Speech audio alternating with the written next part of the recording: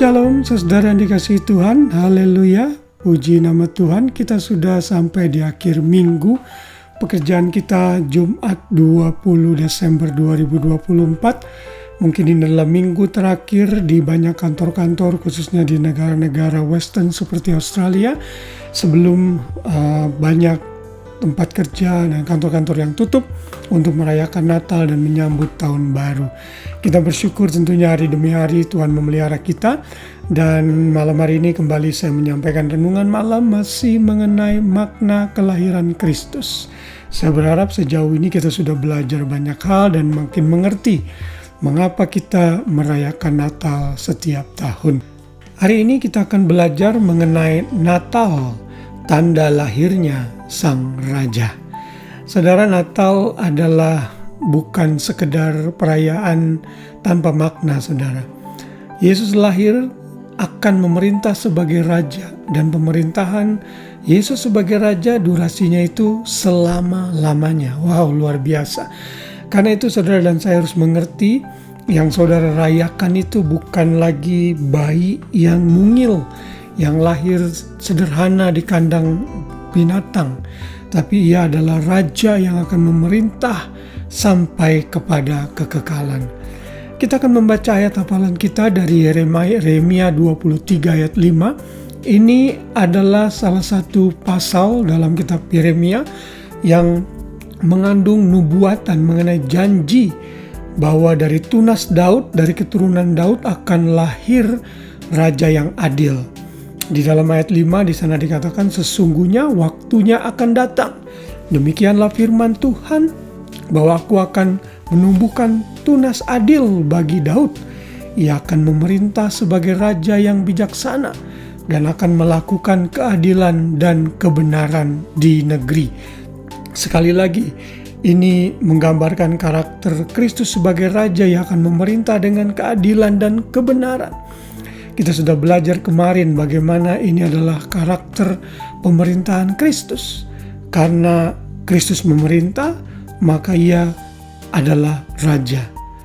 Di dalam ayat yang lain, masih dalam kitab Yeremia, juga dinubuatkan dalam Yeremia 33 ayat 14-16. Sesungguhnya waktunya akan datang, demikianlah firman Tuhan, bahwa aku akan menepati janji yang telah kukatakan kepada kaum Israel dan kaum Yehuda. Pada waktu itu dan pada masa itu, aku akan menumbuhkan tunas keadilan bagi Daud. Ia akan melaksanakan keadilan dan kebenaran di negeri. Pada waktu itu Yehuda akan dibebaskan dan Yerusalem akan hidup dengan tentram. Dan dengan nama inilah mereka akan dipanggil Tuhan keadilan kita, Lord God Yahweh, our righteousness, Jehovah Sidkenu. Saudara, ini semua adalah nubuatan. Kalau saudara membaca Yeremia 31-33, ini adalah nubuatan mengenai New Covenant, perjanjian baru yang akan digenapi di dalam Kristus, dalam perjanjian baru, dalam kelahirannya. Jadi setiap merayakan Natal, yang kita rayakan adalah kelahiran Raja di atas segala raja. Sekali lagi kita belajar bahwa saat ini nama Kristus masih dihina, masih diejek, masih disepelekan, tidak dianggap. Tetapi suatu hari kelak, ia akan datang sebagai Raja yang berkuasa, Raja yang tidak bisa disepelekan lagi. Saya percaya ini bagian dari rencana Tuhan, karena Tuhan mengasihi manusia dan Tuhan sabar menantikan agar manusia bertobat. Nanti kalau saudara membaca di dalam kitab perjanjian baru, nubuatan ini akan digenapi. Dalam Filipi 2 misalnya, ayat 9-10 dikatakan, itulah sebabnya Allah sangat meninggikan dia, maksudnya Tuhan Yesus, dan mengaruniakan kepadanya nama di atas segala nama, supaya dalam nama Yesus bertekuk lutut segala yang ada di langit dan yang ada di atas bumi dan yang ada di bawah bumi. Lalu kalau saudara membaca di akhir kitab Wahyu, khususnya pasal 19, setelah masa tribulasi selesai, Yesus datang untuk mengalahkan Antikris dan para pemberontak-pemberontak serta pengikut-pengikutnya yang menyangkal ia sebagai Tuhan. Nanti di dalam pasal yang ke-19 ini saudara bisa membaca mulai dari ayat yang ke-11. Di situ dinyatakan bagaimana Yesus datang dengan menunggangi kuda putih.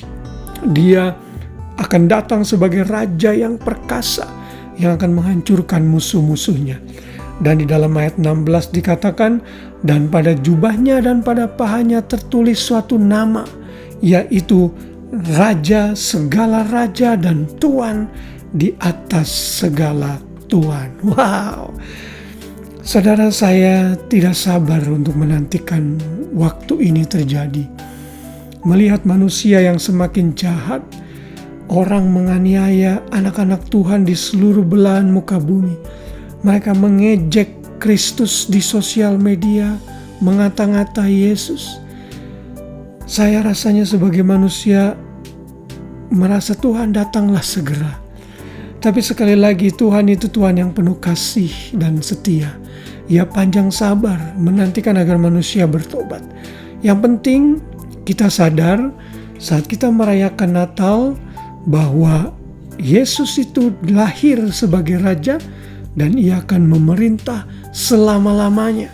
Ia akan memerintah dalam keadilan. Jadi dalam merayakan Natal, saudara harus memiliki pandangan yang luas bahwa yang saudara rayakan bukan kelahiran manusia biasa, tapi Raja yang perkasa. Ia adalah Raja di atas segala raja dan Tuhan di atas segala Tuhan. Haleluya. Biar kita makin menghormati Tuhan Yesus sebagai Raja kita dalam kehidupan kita. Selamat malam, selamat beristirahat. Biar kasih Kristus menangani kita semua. Tuhan memberkati. Shalom.